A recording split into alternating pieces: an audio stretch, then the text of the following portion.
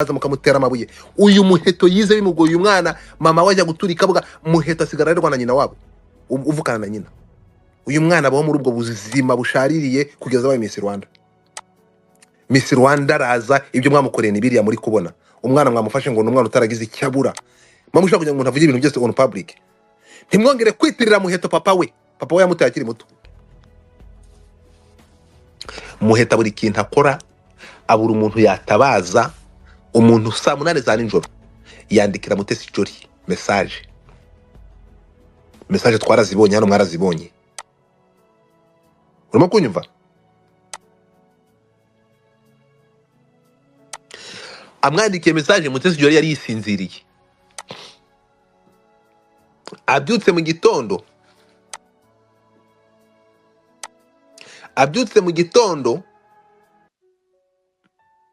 Mutesi Jolly aramuhamagara amubwira ibyaraye bimubayeho ko undi yaraye amubuza amahoro atigeze asinzira.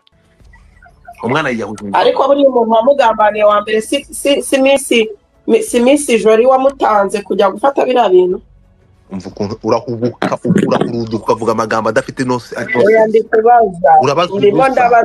Ubaziki mu kanya nasobanuye utumva. Reka tugaruke kuri muheto kugira ngo abantu mureke gufata uyu mwana ukomeze kumutera amabuye. Muheto papa we wari umusirikare waretse kumvugiramo. Reka kwigarura wandakaje. Oya ibyo ndi kubwa ni bya muheto. Genda gake yuburetse. Ntabwo ndashaka kubabwira ko muheto ni mumubona nk'umwana usanzwe. Ntimujye mufata title ya papa we ngo muyihuze n'uri ya mwana mwumve ko afite ababyeyi bakomeye we yabananiye. Ntago mutewe yananiranye. Muheto n'umwana muto wabonye uburere Muheto yahuye n'ibibazo kuva akiri muto. Muheto papa we ntabwo yigeze abana nawe. Uyu mwana mureke kumutera mwumve ko ari umwana wananiranye. Papa wa Muheto akiva mu butumwa mu bihugu bibiri ntari buvuga akiva mu butumwa bw'akazi. Muheto yarezwe n'umubyeyi umwe. Mureke kuzara ngo mwanjame. Niba mushaka kujya muri background. Muheto akimara papa wa Muheto yabanye na mama Muheto bamara imyaka 12 batabona urubyaro. Ura mwana aravuka. Papa wavuye mu kazi yaraje ntiyongeye kwiteza nyina, yaraje acyura umugore w'umugabo bita Nkusi Godfrey. Nyina wa Muheto aramujugunya uriya mwana yabayeho mu buzima bubi. Uyu nguyu muri kuvuga ngo no mwana ngo wakuze neza umwana w'umubyeyi. Mamushaka kugira ngo umuntu avuge ibintu umuntu atagomba kuvuga. Ise wa Muheto yataye nyina ajya kubana na nyina n'umugore wari umugore wa God. Niyo mpamvu bavuze ko arerwa na mukase. Genda gake. Muheto yarizwe na murumuna wa mama we. Mama watuye Kabuga. Ibintu ntabwo mamushaka kugira ngo umuntu avuge ibintu mwarangiza mukaza mugafata umwana mukamwanjama mukamugira ngo umwana ngo yaragize. Muheto papa wa kibava mu tubwa bw'akazi yaragiye gushaka umugore mu kiribana n'umugore wa Nkusi Godfrey. Ubabakire uyu mwana yabayeho mu buzima bushaririye. Uyu nguyu muri kuvuga mukaza mukamutera amabuye. Uyu muheto yize bimugoye umwana mama wajya guturika bwa muheto asigara arerwa na nyina wabo uvukana na nyina. Uyu mwana abaho muri ubwo buzima bushaririye kugeza abaye Miss Rwanda. Miss Rwanda araza ibyo mwamukoreye ni biriya muri kubona. Umwana mwamufashe ngo n'umwana utaragize icyabura. Mamushaka kugira ngo umuntu avuge ibintu byose on public. Ntimwongere kwitirira muheto papa we yamutaye akiri muto. Shano ntabwo twongera ngo turabyumva. Iyo mufata umwana mukazana mukamwanjama mugafata muheto mukamugira ikintu. Uyu mwana akeneye kumwitaho. Mureke gufata muheto abantu murazaho. Mamushaka kugira ngo umuntu avuge nakari murori. Ntimukankoresha amakosa. Mwitubanije mu muryango w'abandi. Icyo babwira ni kimwe nawe ko wagira kubivuga. Uretse gato. Muheto mumureke. Muheto uyu mwana akeneye ubufasha, akeneye ubutabera, akeneye kwitabwaho. Societe nyarwanda yaramugambaniye mu mugira igicibwa mu mukoresha abagamba mumena umutima. None umwana yiyahuje inzoga. Ariko buri muntu wamugambaniye wa mbere si Miss Jolly wamutanze kujya gufata biriya bintu. Umva ukuntu urahubuka ukavuga amagambo adafite nose. Ubaziki mu kanya nasobanuye utumva. Reka ngusobanurire mvaneho urugero. Reka mbigusobanurire ubyumve uva ngaho ubizi. Ariko se n'isi we nibamuvuze mute your mic. Ntabwo Mutesi Jolly nubwo uyu mukobwa nawe yahuye n'uruva gusenya. Reka mbasubirire inyuma mu byumve. Iyi case yaturitse ite. Mutesi Jolly yayisanze mate. ahantu bihuriye. Muheto ari ku Kibuye yajyanye na Prince Kid. Prince Kid yashatse kumurongora aramukomangira mu buzamahoro n'ama message adashira, bari mu byumba bibiri bitandukanye bagiye mu kazi. Umugabo agera haza gukomanga ku cyuma ngo amufungurire, amwicundebeho. Muheta buri kintu akora abura umuntu yatabaza. Umuntu saa 8 za nijoro yandikira Mutesi Jolly message twarazibonye hano, mwarazibonye. Urimo kunyumva? Amwandikiye message Mutesi Jolly yari yisinziriye. Abyutse mu gitondo Mutesi Jolly aramuhamagara amubwira ibyaraye bimubayeho, ko undi yaraye amubuza amahoro atigeze asinzira, amukomangira. Ndashaka mwumve n'ahantu Mutesi Jolly yahuriye n'ibi bintu. Ahantu mugera mugafata Mutesi Jolly mukamugira victime mukamugambanira. N'izina ry'Imana bana muri Misiri na Mutesi Jolly n'abenshi nta nubwo yarabazi.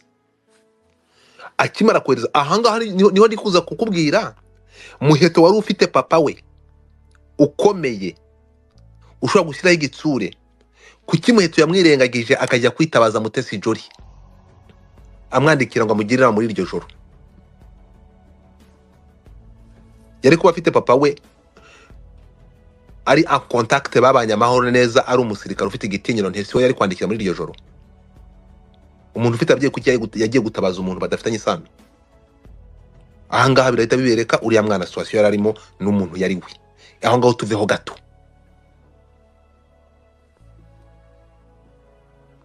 Mwe mujye mukurikira amakuru mukagenda mugafata utuntu turi aho ngaho mugafatana ngo mukabagira victime.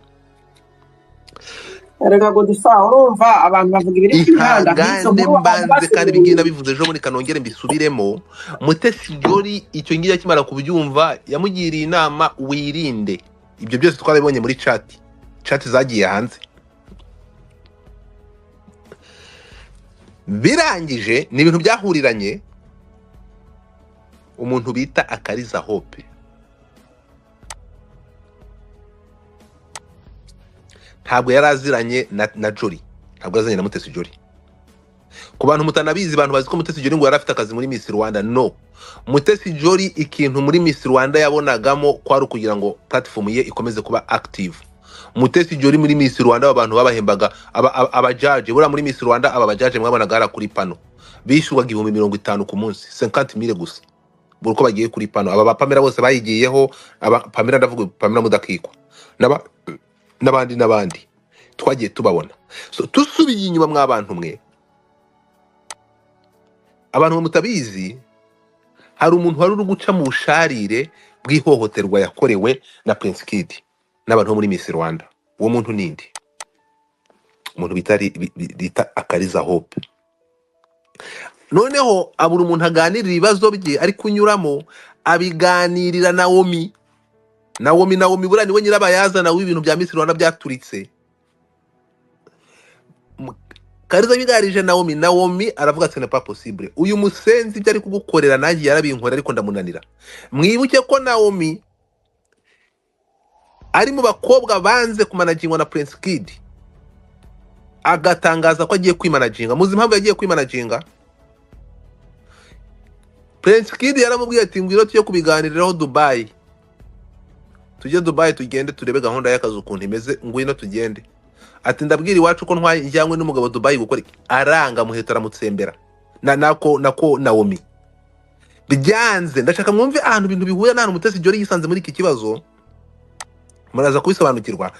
Naomi byanze, aho ngo twasubiye inyuma gato y'ibi bibazo. Naomi byanze, yanze kujyana na Prince Kid, yahise abatungura avuga ko agiye kwimanaginga. Yitandukanya na Prince Kid uko byo Prince Kid ari kumusaba byo kujya kumumanagingira Dubai no kujya kuganirira hanze mu nama z'akazi kandi bagomba korera mu cyumba kimwe. Naomi yarabyanze, yitandukanya na management ye, yari amaze kuba Miss Rwanda. Prince Kid na timu ye bahise babaninga umushahara wa Naomi. Bawubaninze, Naomi yitabaje Mutesi Jolly aravuga ati se kuyi umuntu banze kumpemba wangiriye ihe nama. Urukumva? Noneho Mutesi Jolly aravuga ati nama nakugira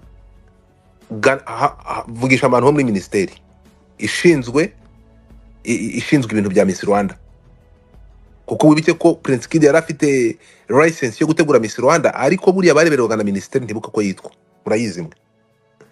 Mutesi Jolly ikintu yafashije Naomi nk'umukobwa nka murumuna we kumutabariza, Mutesi Jolly yahamagaye muri minisiteri aravuga ati mwabwiye aba bantu mushinzwe bakuzuza inshingano bakishyura uyu mwana. Minisiteri yavuganye na Prince Kid bahita bishyura Naomi direct amafaranga ye yose. Urumva ko nari nasubiye inyuma gato. So Kariza akimara kwegera Naomi akamubwira ibibazo afite, yaravuze ati rero ngewe ntekereza ko umuntu wagufasha muri ibyo bibazo uri gucamo ni uwamfashije, ni Mutesi Jolly wamfashije, ntekereza ko nawe yagufasha, reka tubimubwire. Nibwo babibwiye Mutesi Jolly, turi kumwe, babibwiye Mutesi Jolly. Mutesi Jolly urumva byaje bihurirana n'ibyo Muheto yamubwiye byamubiri kumukorerwa. Urimo kunyumva? Mutesi Jolly abwira aba bakobwa bagira inama, aravuga ati rero mwabana mwe ndumva ibi bintu byanyu birenze kuganirira hano, mwitabaze ubutabera, ni mugende mujye kugaragaza ibyo bibazo mufite, inzego zibatabare. Yarabagiriye inama mbi, yarabagiriye inama mbi. Aba bana nibo bagiye kwitangira, bagenda bajya kuvuga ibyo bibazo bafite, bajya kwitangira ikirego. Iperereza riratangira. Mu gutangira kw'iperereza, urumva nk'umuntu wagombaga kugira ngo ibi bintu bigende neza ni uwo nguwo wari uri kuri tele bari gushaka kurongora ako kanya, ariwe Muheto, bashakaga ibimenyetso.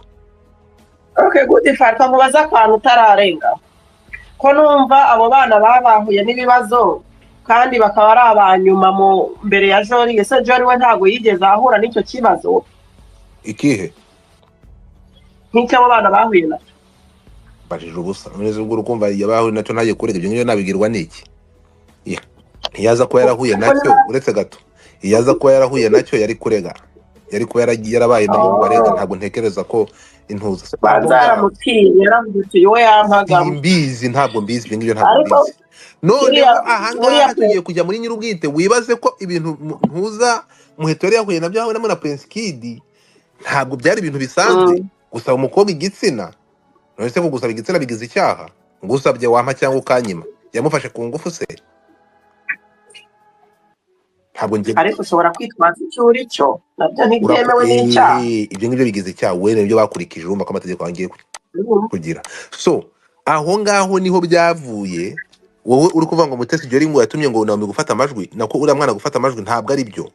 Aba bana Mutesi Jolly ikintu yakoze ni ukubagira inama, niyo bari gukorera ibintu bigizwe ihohoterwa nibagire gute, nibitabaze inzego z'umutekano bishinganishe cyangwa bagaragaze mu buyobozi ibibazo bafite. Mutesi Jolly yaratanze reference nziza cyangwa yaragiriye barumuna b'inama, ndumva nta kintu cyari kiramo. Ikintu cyakurikiye inzego zikimara kubikora kubyumva, bakotangiye iperereza, ariko iperereza ryari kugenda neza kugira ngo babone n'ibimenyetso. Prince Kid yongeye guhana na Muheto, niyo ari amajwi uri kuvuga ngo Mutesi Jolly wowe, niyo mpamvu ikintu nabashije kumva, wowe ntabwo ujye ukurikira amakuru. Mu rukiko byavuzwe ko kuri ari amajwi ataravuzweho rumwe yambuwe n'agaciro, ariya twabonye Prince Kid na Muheto. Wowe kugeza amasaha uruvuga ko yatumwe na Mutesi Jolly, mu rukiko byavuzwe ko bavuga kuri ari amajwi ko inzego z'iperereza zahawe uburenganzira na perezida w'urukiko ngo ari amajwi afatwe. Urimo kunyumva? Urayashinja Mutesi Jolly ushingiye kuki? Kandi mu rukiko baravuze ko inzego z'iperereza zahawe uburenganzira n'urukiko kugira ngo ari amajwi afatwe. Mu rukiko bavuga ngo hari message basanze muri phone, bayibona muri phone ya Mutesi Jolly, ariko no bayibona muri phone yandi. Sinzi umuntu ndumva ari Mutesi Jolly hari. Iyo message namaze kuyigusobanurira, ni message Muheto yandikiye Mutesi Jolly ari kumutabaza mu ijoro rinishe saa 8 za nijoro, amusaba ubutabazi bw'ibyo Prince Kid ashaka kumwicunde wo muri iryo joro, amubaza icyo gukora. Niyo message ya Prince Kid ajya avukana n'uriya Mugine Yemen. Urabye?